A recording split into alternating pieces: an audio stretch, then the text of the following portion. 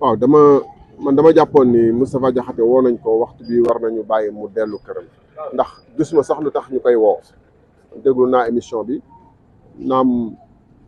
mun na am moom ci façon ngi waxam am na nu mu waxee waaye waxu fi lenn lu ñaaw te waxu fi lenn loo xam ne muy ñi nekk ci réew mi jiitu réew mi ci boppam jàpp nañ ko yóbbu ko dégg ngeen li mu waxoon ci magistrat yi premier ministre kazalik toog naa assemblée ak ñoom amul façon saaga bu ñu saagawul ay kilifa réew mi muy président muy kii assemblée ba mu barki démb ci campagne bi dégg ngeen muy woote fi gatsa donc ñoo xam ne ñoom agression verbale ci la ñu dëkk waruñu am sensibilité lu tubaab di wax sensibilité maanaam nga teel a gis sa bopp luñ la wax rek luñ la delloo lu mu tuuti nga ne da ngay woo nit ñi ci yoon lii mënul wéy quand même franchement dañ jàppoon ni Sénégal gii te ñoom ñoo ko waxoon ñoom ñu ne woon dañu war a abroger code de pénal beeg code procédure pénale parce que président de la république premier ministre donte ni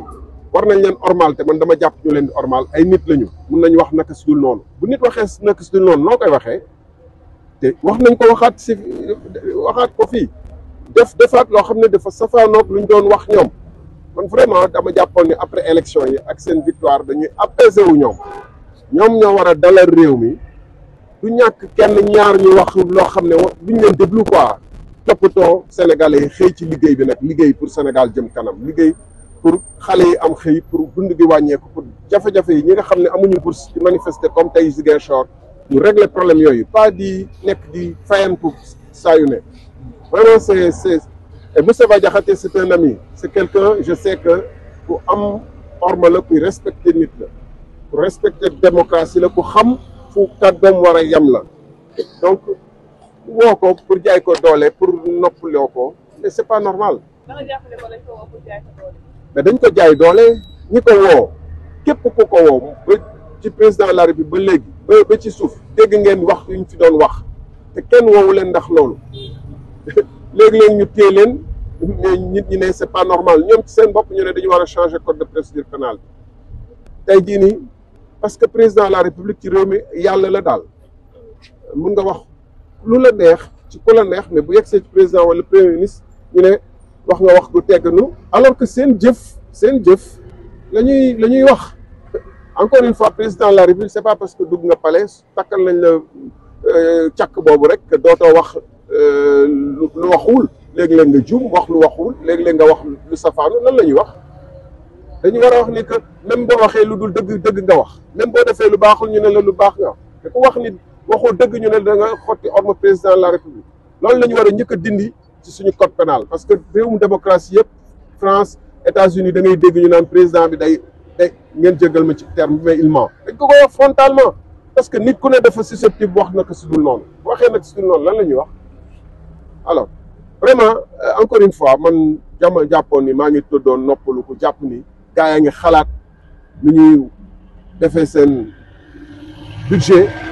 woo assemblée bu bees bi liggéey ci budget bi parce que loolu mooy prioritaire liggéey ci seen dette bu élevé bi naka lañ koy régler liggéey ci naka la ñuy régler problème mu sénégalais yi nga xam ne ñu ngi koy jànkoonteel au jour le jour ba nga xam ne ñu bëri tey fayee ko ñu seen salaire am na ay agence ak ay direction yoo xam ne ñu ci seen ñaareelu weer wala ñetteelu weer sans salaire même assemblée nationale dagg nañ fa lu bëri ci salaire u député yu war a génn parce que jàpp nañu ni que peut-être amuñu koppor di lebu partout loolu mooy problème mu sénégalais yi.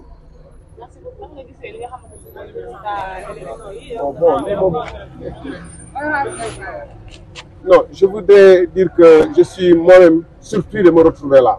parce que je pensais qu'à cette heure-ci Moustapha Diakhaté était relaxé sans autre forme. Il n'aurait jamais dû être convoqué. Et je me dois, malgré tout, malgré mes réticences, d'être là parce qu'on ne peut pas accepter l'inacceptable dans ce pays. On a entendu des propos autrement plus graves et outranciers. Et chaque jour, moi j'étais à l'Assemblée nationale, j'ai entendu des ministres être traités de menteurs, des généraux être traités d'assassins, des présidents de la République de tous les noms. C'est les mêmes qui cultivaient ça, qui, à longueur de journée, font insulter les gens dans les réseaux sociaux, qui décrètent 72 heures de punition de quelqu'un. qui ont une sensibilité de Sainte-Nitouche dès lors qu'on leur renvoie 1/1000 de ce qu'ils ont dit. Ça, c'est inadmissible. On est dans une démocratie. Et le président de la République n'est ni un dieu, ni un saint, au point d'être exempt de défauts, d'être exempt de trébucher, de faire des erreurs. Et quand il fait des erreurs ou quand il dit une chose et fait le contraire, comment on traite ça? Quand il dit des choses qui sont fausses, comment on va lui dire? Alors, il faut arrêter et changer le code pénal. Aujourd'hui, les Sénégalais s'attendent à ce que le président de la République, le Premier ministre soit vraiment, et l'ensemble de leurs structures, soit focus, concentré sur comment chercher des solutions aux problèmes immenses qui assaillent le Sénégal. Ils ne devraient même pas avoir le temps d'écouter des émissions de celles de Moustapha Diakhaté ou d'autres. Ils doivent être focus sur les enfants qui sont en train de s'organiser pour aller en mer, ou les enfants qui font des grèves pour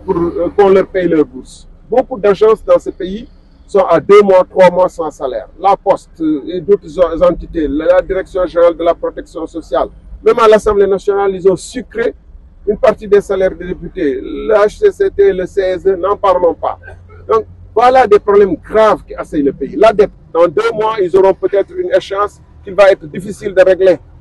Voilà les problèmes de ce pays sur lesquels, mais leur attention doit être focus. Ils ne doivent pas avoir le temps de s'occuper de détails. Moi, je considérais qu'ils n'ont pas le temps d'écouter Moustapha Diakhaté ou Thierno Sall ou quelqu'un d'autre qui peut dire ce qu'il veut sur les réseaux sociaux. Qu'est-ce que ça change? Donc, ils ont un nouveau mandat. Ils doivent focus sur les problèmes du pays. Focus sur les gens qui sont dans des zones, dans le monde rural que j'ai vu, qui restent 6 mois sans forage. Les forages ne fonctionnent pas. Des gens qui sont dans l'obscurité. Voilà suffisamment d'adversaires. Je vous remercie.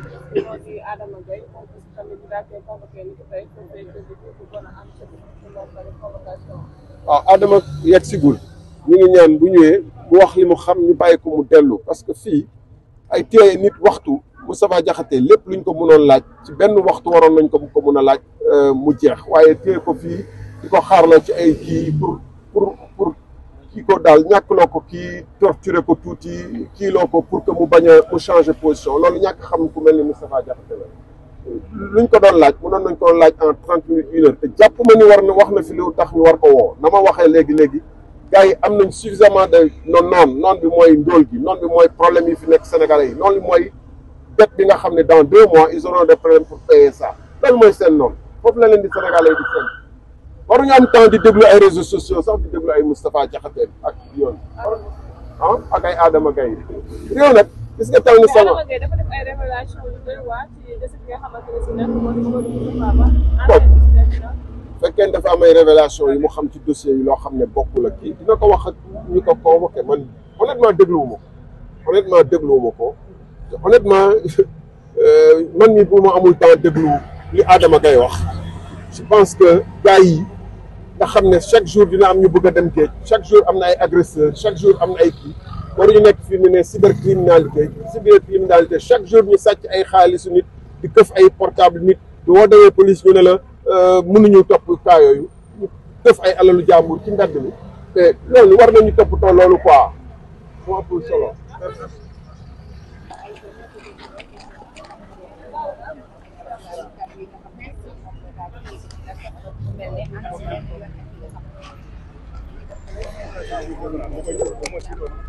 jërëjëf mbokk yi ñu ngi ko kooku mooy Thierno Alassane Sall moom mi nga xamante ne bii ñëwoon na